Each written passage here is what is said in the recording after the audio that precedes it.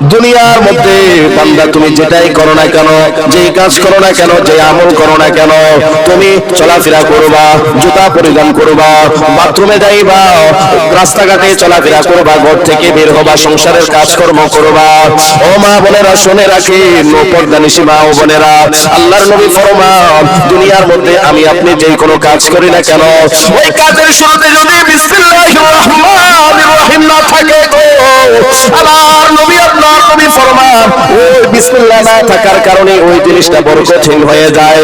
মা বোনেরা শুনে রাখেন, আমরা যখন রান্না বান্না করব, সংসারের কাজকর্ম করব, পানাহার করব, খাবো দাবো, পোশাক পরিধান করব, আল্লাহর নবী ফরমান প্রত্যেকটা কাজের শুরুতে যদি বিসমিল্লাহির রহমানির রহিম না থাকে, তাহলে আমার আপনার ওই কাজটা বরকতহীন হয়ে যাবে।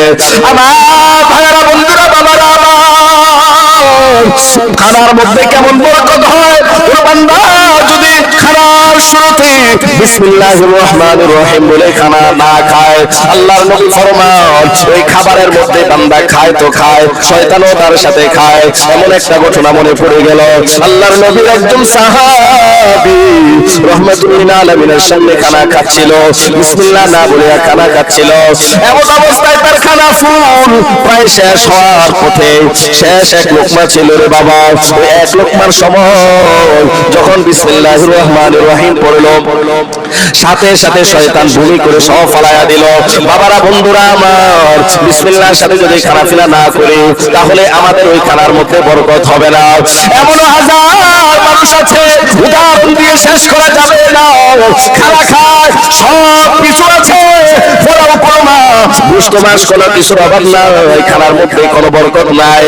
যে খানা খাইলে আপনার শরীরের ক্ষতি হয়, এটার মধ্যে বরকত নাই।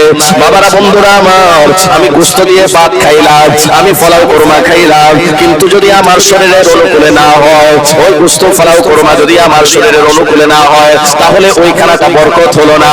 আরেকজন ভাবা সকালবেলা দুপুরবেলা শাক সবজি দিয়ে ডাল ভর্তা দিয়ে খেয়ে ফেলে, ওই খানাটা তার শরীরের মধ্যে অনুকূল হয়ে যায়, কোনো ক্ষতি হয় না, এটার মধ্যে বরকত। বান্দা খানা খাওয়ার শুরুতে বিসমিল্লাহ পড়ো, খানা খাওয়া শেষ বিসমিল্লাহ আলহামদুলিল্লাহ পড়ো।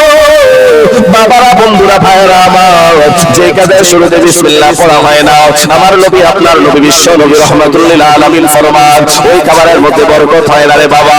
এই কারণে আমরা খানা খাওয়ার শুরুতে বিসমিল্লাহ পড়ব। এতদিন যদি আমরা বিসমিল্লাহ নাও পড়ে থাকি, এখন থেকে পড়ব। আমি যদি বিসমিল্লাহ না পড়ে খাই, তাহলে আপনারা দেখবেন পশু পাখিরাও কিন্তু খাবার সামনে থাকলে খেয়ে ফেলে, বিসমিল্লাহ কি জিনিস বোঝে না।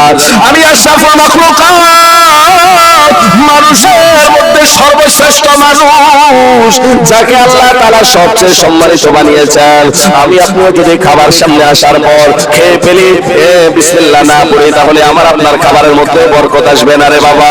শুধু খাবার নয়, আমি আপনি যখন ঘর থেকে বের হব, বিসমিল্লাহ বলে ঘর থেকে বের হব, আমি আপনি যখন ঘরের মধ্যে প্রবেশ করব, বিসমিল্লাহ বলে প্রবেশ করব, আমি আপনি যখন কোথাও সফরে যাইব, বিসমিল্লাহ বলে গাড়িতে উঠব, আমি আপনি যখন কোথাও কোনো কিছু করব, বিসমিল্লাহ বলে করতে হবে। না হয় আমার আপনার বিসমিল্লাহ না বলার কারণে ওই জিনিসটা বরকত আসবে না।